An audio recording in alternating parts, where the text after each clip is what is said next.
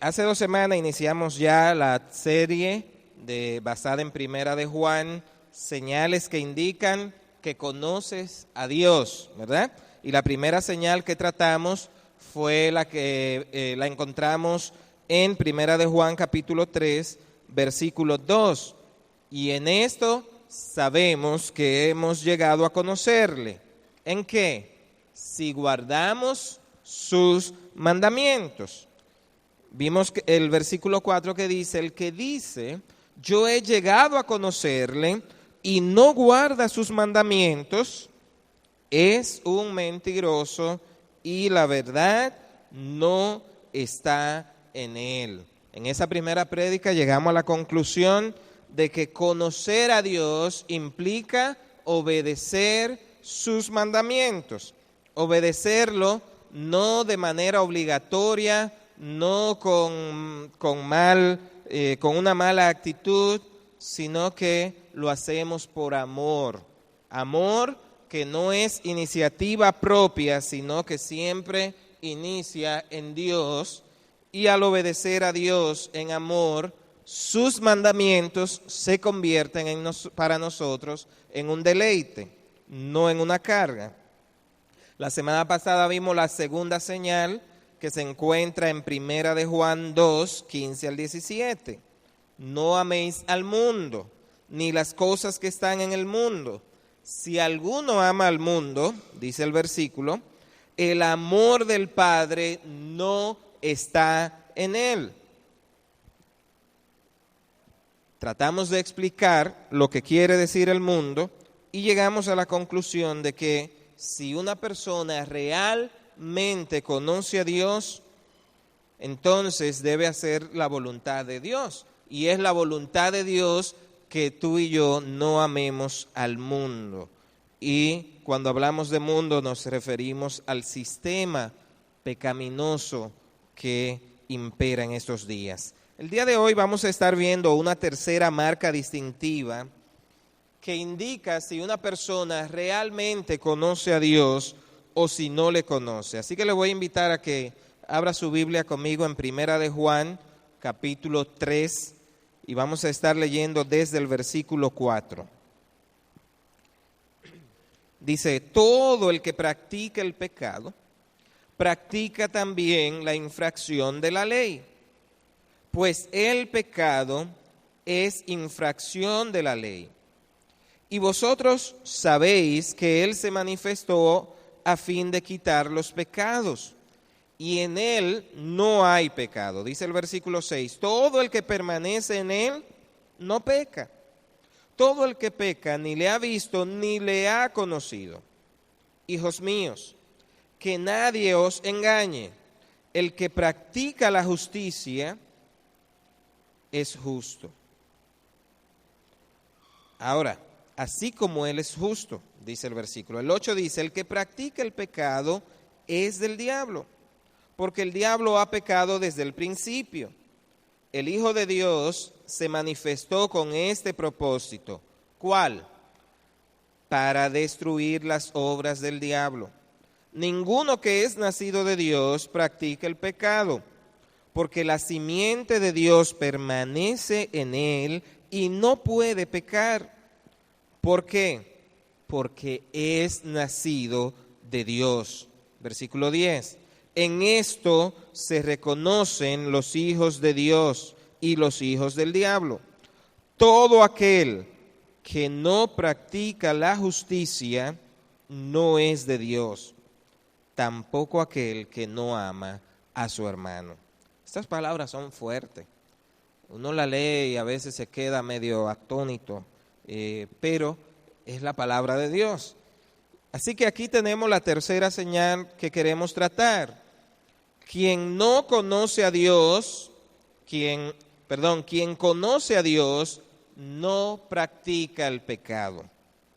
Estos versículos que acabamos de leer tratan de la incompatibilidad que tiene el cristiano con el pecado. No son compatibles. En el contexto de esta carta ya vimos que el apóstol Juan estaba atacando el problema del gnosticismo. el cual era enseñado por muchos falsos maestros. Estos falsos maestros, a causa de esas nociones erradas que tenían en su mente, le restaban importancia a lo que es la obediencia. Para ellos, la materia, todo lo material, era malo. Y como ellos enseñaban que lo material era malo, el pecado en sí, el pecar con este cuerpo mortal, no hacía diferencia.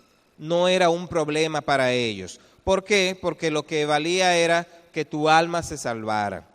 De hecho, por esta razón, ustedes van a leer en Primera de Juan, que él dice que todo aquel que es nacido de Dios es quien confiesa que Cristo vino como hombre.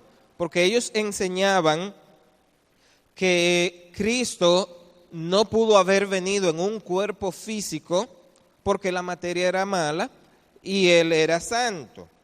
Así que ellos tenían una mala concepción, un concepto errado de lo que era Cristo, el cristianismo, y de quién era la persona de Cristo. Así que atacando esta falsa enseñanza, el versículo 4 inicia diciendo: todo el que practica el pecado. El verbo practicar alude a la idea de hacer del pecado un hábito, una práctica habitual en la persona. No quiere decir que un cristiano no vuelve a pecar jamás. No es lo que quiere decir. No quiere decir que ya somos perfectos y que no vamos a fallar. Cuando dice que un cristiano, que el que conoce a Dios no peca, se está refiriendo realmente a una práctica habitual, alguien que se hace reincidente en un pecado. Mientras estamos en este cuerpo que aún no ha sido glorificado, aún seguimos teniendo una disposición pecaminosa y vamos a fallar, tenemos que confesarlo. De hecho, si usted ve un poquito más atrás, en el capítulo 1, versículo 8 de Primera de Juan, dice: si decimos que no tenemos pecado, nos engañamos a nosotros mismos y la verdad no está en nosotros. De manera que lo que nos quiere decir este versículo no es que ya tú eres perfecto al tener a Cristo en tu corazón, sino que evitas practicar el pecado de manera intencional y de manera habitual. Tomando eso en cuenta, vamos a ver el día de hoy 4 razones por las que un cristiano, es decir, alguien que realmente conoce a Dios, no puede practicar el pecado de forma habitual. La primera razón que vamos a ver en esta carta para no practicar el pecado es que la ley de Dios y el pecado son totalmente incompatibles. No pueden estar juntos, no pueden convivir. Tan incompatible es el pecado y la ley de Dios que la definición de pecado que nos da la misma carta donde leímos es que el pecado es ¿qué? Infracción de la ley. Es decir, o tú estás del lado de la ley o estás del lado que infringe la ley. Cuando hablamos de esto estamos diciendo que el pecado es lo opuesto a lo que Dios manda. Ahora, hablar del tema del pecado resulta un poco difícil a veces. La mayoría de las personas prefieren evitar discutir de este tema, aunque todos pecamos diariamente, ya sea en hecho, ya sea en pensamiento, ya sea en palabras. De algún modo muchas veces nosotros pecamos.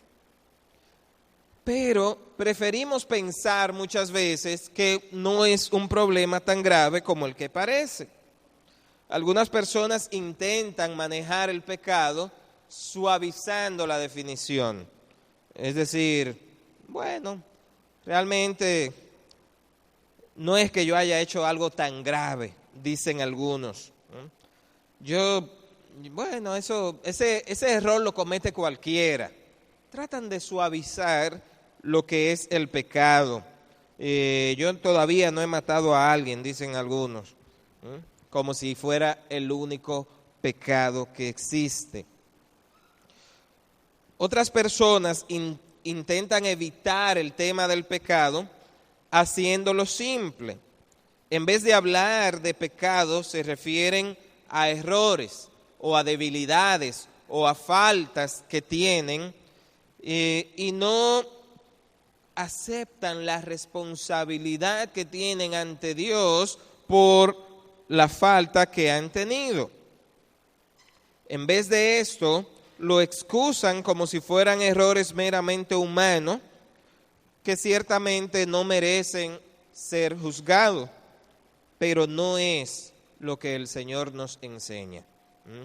De hecho, muchas personas, para apoyar su punto de vista, dicen que estas cosas lo hacen todo el mundo. Y si usted lo mira en las noticias, si usted se fija lo que está pasando con las leyes pecaminosas que se aprueban, lo que están tratando de hacer es hacernos pensar que esas son cosas normales, que la hace todo el mundo.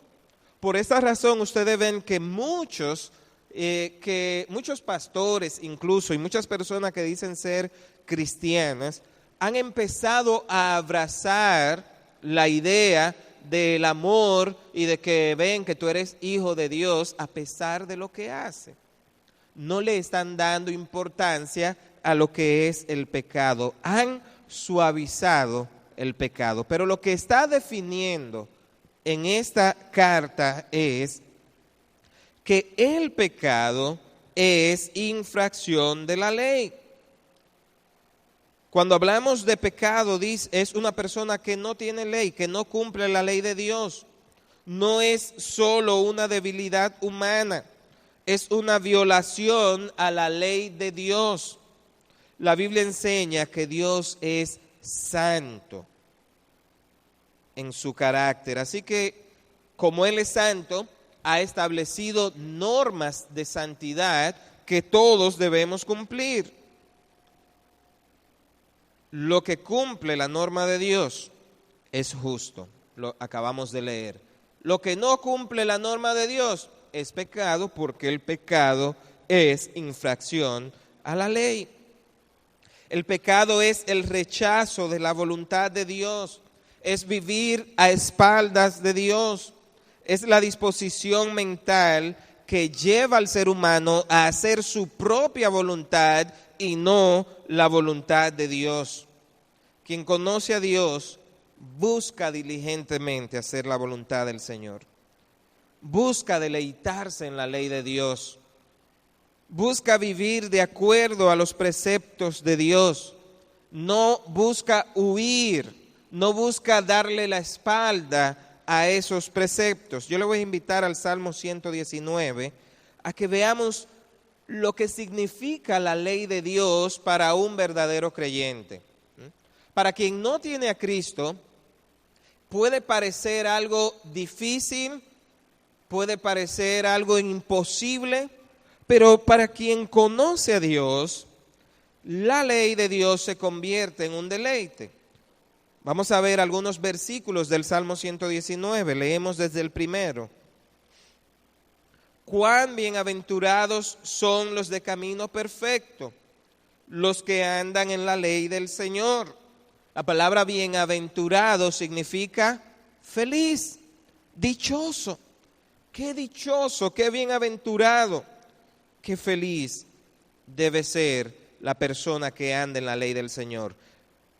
Dice el versículo 2, cuán bienaventurados son los que guardan sus testimonios y con todo el corazón le buscan. La palabra testimonio y ley significa lo mismo acá. Mira el versículo 3, no cometen iniquidad, sino que andan en sus caminos.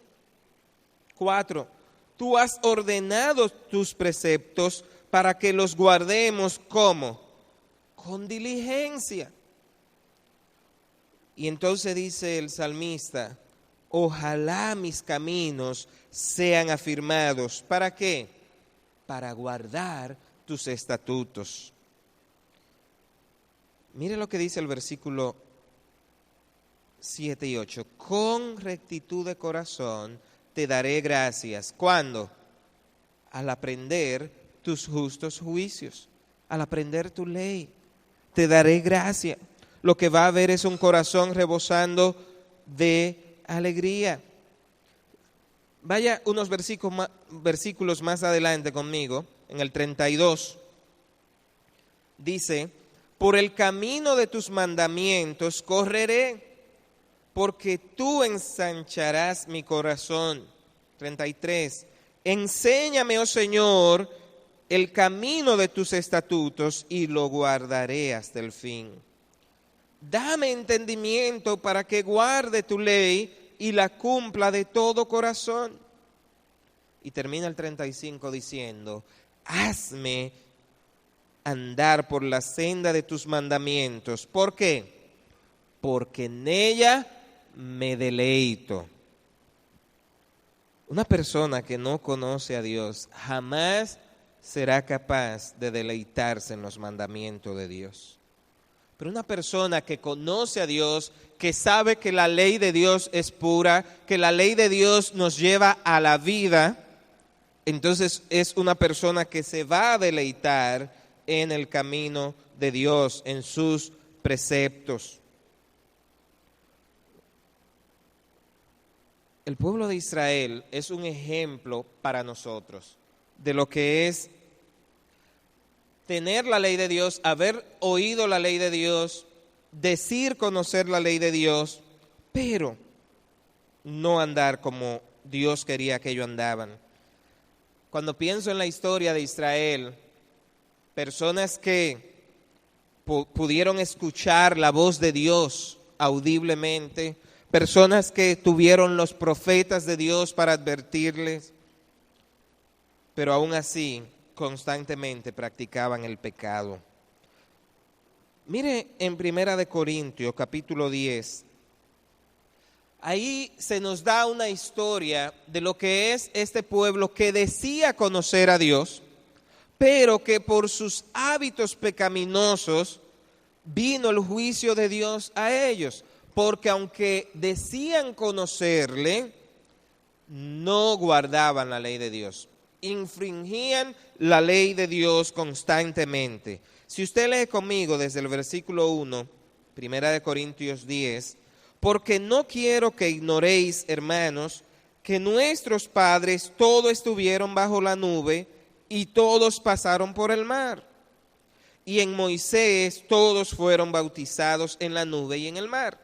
Y todos comieron el mismo alimento espiritual.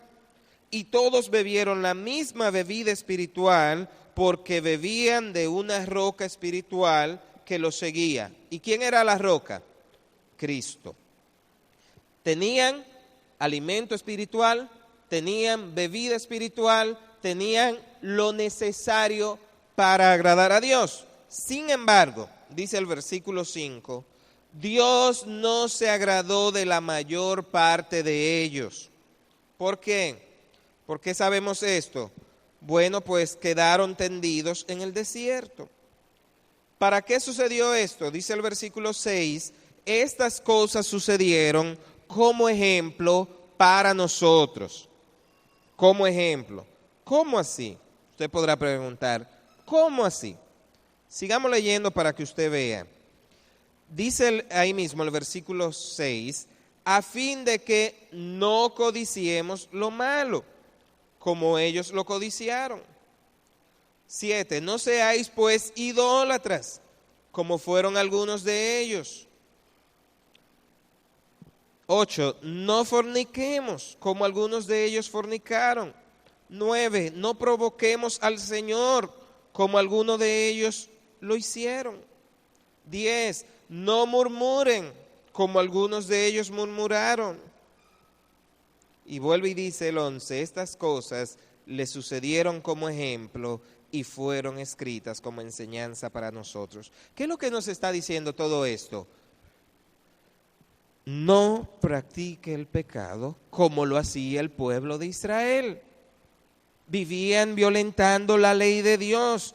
Entre la ley de Dios y el pecado no hay compatibilidad. Es por esa razón que una persona que conoce a Dios no practica el pecado, no hace del pecado un hábito en su vida. La segunda razón por la que una persona que conoce a Dios no puede practicar el pecado es porque el pecado es incompatible con la obra de Cristo, la obra que Cristo hizo en la cruz. En el versículo 5 del capítulo que estamos tratando el día de hoy, Primera de Juan, dice: y vosotros sabéis que Él se manifestó a fin de quitar los pecados, y en Él no hay pecado. Un cristiano es alguien cuya conciencia ha sido purificada. Pero ha sido purificada ¿por qué? Por el sacrificio hecho por Cristo en la cruz. El Espíritu Santo hace consciente al cristiano del valor de aquel sacrificio. Y ya Cristo no ve en ti a alguien culpable, condenado, que merece juicio, sino que cuando tú conoces a Cristo, ahora esa justicia de Cristo es imputada en ti, tú tienes la justicia de Cristo y ya no eres merecedor del juicio, no por lo que hay en ti, sino por la obra de Cristo que hizo en la cruz. Ahora, cuando alguien que dice conocer a Cristo continúa viviendo una vida pecaminosa, esa persona no está valorando la obra de Cristo en la cruz. Es como tú decir, ya Cristo murió en la cruz, tengo permiso de hacer lo que quiera, de pecar. Muchas personas han tenido esa mentalidad. Yo no sé si usted ha escuchado de un monje llamado Rasputín. Este señor decía, si no me equivoco, creo que era ruso, si no me equivoco. Él decía, bueno, donde abunda el pecado, sobreabunda la gracia. Dice, eso lo dice en Romanos. Así que él interpretó, pues déjame vivir una vida pecaminosa para que sobreabunde la gracia. Y empezó a vivir una vida moralmente equivocada, cometiendo muchísimos pecados que dice en la Biblia que lo son. Esta persona intencionalmente estaba violando la ley de Dios y al hacerlo no estaba valorando la obra de Cristo en la cruz. Es por eso el mismo Pablo, el Señor lo inspirado por el Espíritu Santo, él mismo trae este argumento. Ok, él pensó, ¿qué quiere decir esto? Que porque hay mucha gracia debemos abundar en pecado, debemos andar en una vida pecaminosa. No, si usted va a Romanos capítulo 6, él hace la pregunta. En el versículo 1, ¿qué diremos entonces? ¿Continuaremos en pecado para que la gracia abunde? ¿Y qué responde? De ningún modo. Nosotros que hemos muerto al pecado, ¿cómo viviremos aún en él? ¿O no sabéis que todo lo que hemos sido bautizados en Cristo Jesús, hemos sido bautizados en su muerte? Por tanto, está hablando de la obra de Cristo. Por tanto, dice el versículo 4, hemos sido sepultados por él por medio del bautismo para muerte, a fin de que como Cristo resucitó de entre los muertos por la gloria del Padre, así también nosotros andemos ¿en qué? En novedad de vida, una nueva vida, no una vida pecaminosa, habituada al pecado. Dice el 5, porque si hemos sido unidos a Él en la semejanza de su muerte, ciertamente lo seremos también en la semejanza de su resurrección. Sabiendo esto, que nuestro viejo hombre fue crucificado con Él, para que nuestro cuerpo de pecado fuera destruido. ¿Con qué fin? A fin de que ya no seamos esclavos del pecado. ¿Usted nota la intensidad de la pregunta al principio? ¿Perseveraremos en el pecado? Y él mismo responde, en ninguna manera. Una persona que ha experimentado la obra transformadora de Cristo, ese precio que pagó Cristo en la cruz, ya no es esclavo del pecado. Cristo murió para hacernos libres del pecado. Ya alguien que ha conocido a Cristo no vive bajo la esclavitud del pecado. Pero cuando alguien que dice ser cristiano continúa practicando el pecado de manera habitual, cuando alguien que ha conocido a Cristo continúa practicando el pecado, está diciendo que esa obra de Cristo no ha sido suficiente para su vida. El versículo 6 de donde estamos hablando lo dice muy claro. Todo el que permanece en Él, en Cristo, no peca, no practica el pecado. Todo el que practica el pecado, como dice, ni le ha visto ni le ha conocido. Hemos visto dos razones, ¿verdad? La segunda, la que acabamos de ver, el pecado y la obra de Cristo no son compatibles. Una tercera razón por la que un verdadero cristiano no practica el pecado es porque quienes practican el pecado están bajo la influencia del enemigo, no están bajo la influencia de Dios, y Cristo vino a deshacer las obras del máximo pecador, que es Satanás. Okay. Repito, si Cristo vino a destruir las obras del enemigo, no podemos seguir practicando las obras que son del enemigo. El que peca, el que practica el pecado, no está bajo la gracia, bajo la influencia de Dios, está bajo el dominio del pecado. Mire el versículo 8 de Primera de Juan 3. El que practica el pecado, ¿de quién es? Dice ahí. Es del diablo. No lo digo yo, esto es fuerte. Porque el diablo ha pecado desde el principio. Ahora bien, el Hijo de Dios, dice el versículo, se manifestó con este propósito. ¿Cuál? Para destruir las obras del diablo. El término diablo significa acusador, calumniador. Satanás no solo se opone al plan de Dios, no solo se rebeló contra Dios al principio, sino que constantemente él anda buscando que los hijos de Dios hagan lo mismo que él hizo.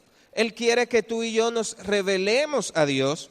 Él quiere que tú y yo vivamos en desobediencia a Dios y constantemente andan buscando que nosotros caigamos de la gracia. Ahora, el Señor le dijo directamente a los judíos en una ocasión, si usted lo quiere anotar en Juan 8:44, ustedes son de su padre el diablo y queréis hacer los deseos de su padre. Él está hablando de personas que pretendían tener la ley, que pretendían guardar la ley, pero estaban acusando a Cristo. Rechazaban a Cristo, no reconocían el valor de Cristo, no aceptaban que Él era el Hijo de Dios, y entonces Él le acusa y le dice, ustedes son de su padre. Y en ese versículo dice, Él, hablando de Satanás, fue un homicida desde el principio y no se ha mantenido en la verdad, porque no hay verdad en él. Cuando habla mentira, habla de su propia naturaleza, porque es mentiroso y el padre de mentira. Entre las principales características que se atribuyen a Satanás en la Biblia es precisamente que es mentiroso, es padre de mentira. Ahora, él busca que tú y yo fracasemos, que fallemos. ¿Pero qué dice el versículo? El Señor Jesucristo vino a destruir las obras del diablo. No andamos ya bajo la influencia del maligno cuando hemos aceptado a Cristo. Juan el Bautista dijo, en Juan 1:29 está, he aquí el Cordero de Dios que quita el pecado del mundo, que vino a deshacer esas obras. Él removió el castigo del pecado. Desde el momento en que reconocemos, que aceptamos que Cristo es Salvador, esos pecados quedan atrás. Cristo destruye esa obra del maligno en tu vida. En Efesios capítulo 2 lo explica de esta manera, si lo quiere buscar. Y Él os dio vida a vosotros que estabais muertos en vuestros delitos y pecados, en los cuales anduvisteis en otro tiempo, según la corriente de este mundo, conforme al príncipe de la potestad del aire, el espíritu que ahora opera en los hijos de desobediencia, entre los cuales también todos nosotros en otro tiempo vivíamos en las pasiones de nuestra carne, satisfaciendo los deseos de la carne y de la mente, y éramos por naturaleza hijos de ira, lo mismo que los demás. Fíjese cuál era nuestra condición. Estábamos bajo la influencia del enemigo. Vivíamos condenados. Pero mire cómo se torna el versículo 4. Pero Dios, a mí me encanta este es un pero positivo. Por lo general los peros son negativos, pero este es un pero bueno, positivo. Pero Dios, que es rico en misericordia, por causa del gran amor con que nos amó, aun cuando estábamos muertos en nuestros delitos, nos dio vida juntamente con Cristo. Por gracia sois salvos. Él vino para destruir las obras del maligno en todo aquel que cree en Él. Cuando continuamos viviendo una vida pecaminosa, estamos dando evidencia entonces que no estamos bajo la influencia del Señor, no estamos bajo el dominio y gobierno del Señor. Y si no estamos bajo el dominio y el gobierno del Señor, entonces estamos bajo el dominio del príncipe de este mundo. Dios, en su misericordia, mandó a su Hijo a destruir las obras del diablo, para que todo aquel que cree en Él, todo aquel que conoce que Él es Salvador, no se pierda, mas tenga vida eterna. Una cuarta razón, le dije que eran 4, ¿verdad? La cuarta razón por la que una persona que conoce a Dios no puede practicar el pecado es porque practicar el pecado es incompatible con la obra del Espíritu Santo. El pecado y la obra del Espíritu Santo son incompatibles, no pueden estar juntos. En un artículo publicado en el sitio web godquestion.org dice: el Espíritu tiene muchas funciones y actividades. Por ejemplo, Él trabaja en el corazón de toda la gente en todas partes. Jesús les dijo a sus discípulos que Él enviaría al Espíritu al mundo para convencer al mundo de pecado y de justicia y de juicio. Todo ser humano, todo el mundo tiene una conciencia de Dios, ya sea que lo admitan o no. todo el mundo de algún modo sabe que hay un Dios. Nosotros vimos hace mucho en una de las prédicas que los griegos estaban tan perdidos en esto que pusieron un letrero incluso al Dios no conocido, por si acaso. Los indígenas adoraban al Dios de la yuca. Ellos sabían de algún modo que hay algo superior, alguien superior. Todo el mundo sabe que de algún modo u otro hay un Dios. Pero no todo el mundo ha conocido al Dios verdadero. No todo el mundo adora al Dios verdadero. El Espíritu Santo aplica las verdades de Dios en la mente del hombre. Y en Romanos dice que la conciencia del hombre le defiende o le acusa, porque el mismo Espíritu da testimonio al hombre. Cuando el hombre responde a ese testimonio que ha puesto el Espíritu Santo, la respuesta es que el hombre reconoce su situación y se entrega a Cristo. ¿Qué ocurre cuando entonces hemos sido salvados? Una vez que hemos aceptado a Cristo, que pertenecemos a Dios, el Espíritu Santo hace morada en el corazón del creyente, le sella, le certifica, le dice: ven, tú has sido adoptado, ahora tú eres un verdadero hijo de Dios. Jesús dijo que Él nos enviaría al Espíritu Santo para consolarnos, para que sea nuestro ayudador, nuestro guía. Usted lo puede leer en Juan 14:16. Él dijo: y yo rogaré al Padre y os daré otro consolador para que esté con ustedes para siempre. La palabra traducida como consolador significa alguien llamado a que esté al lado, que vaya contigo siempre. Ahora, cuando Él habita en nosotros, empieza a haber una santificación, una transformación, y empieza también a trabajar para cosechar frutos en nuestras vidas. Como dice Gálatas 5:22, ¿cuáles frutos? El amor, gozo, paz, paciencia, benignidad, fe, mansedumbre, templanza. Estas no son las obras de la carne.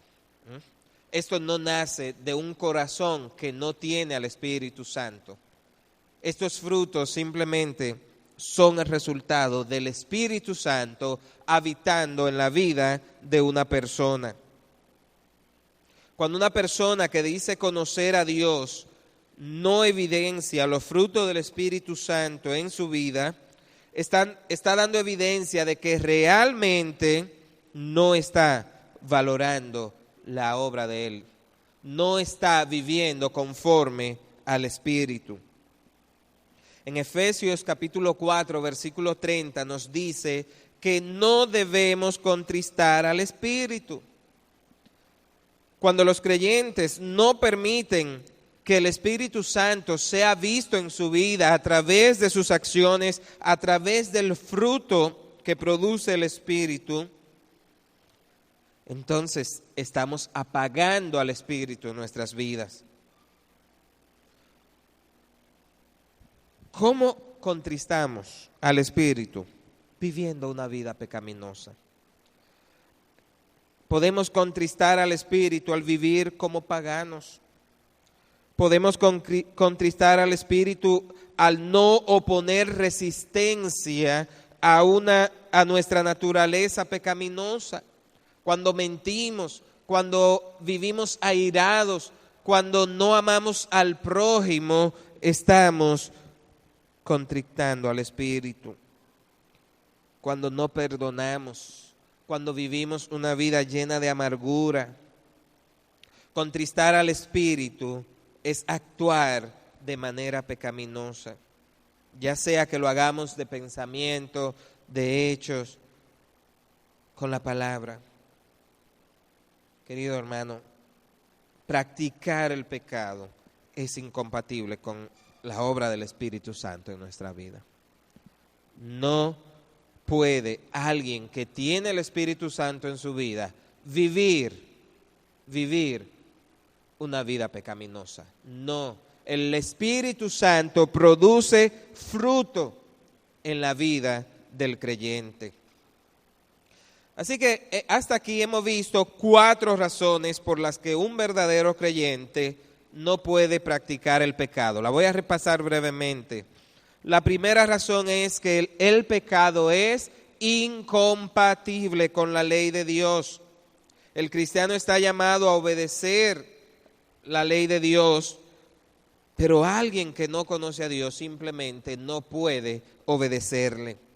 La segunda razón por la que no puede un cristiano practicar el pecado es porque el pecado es incompatible con la obra de Cristo.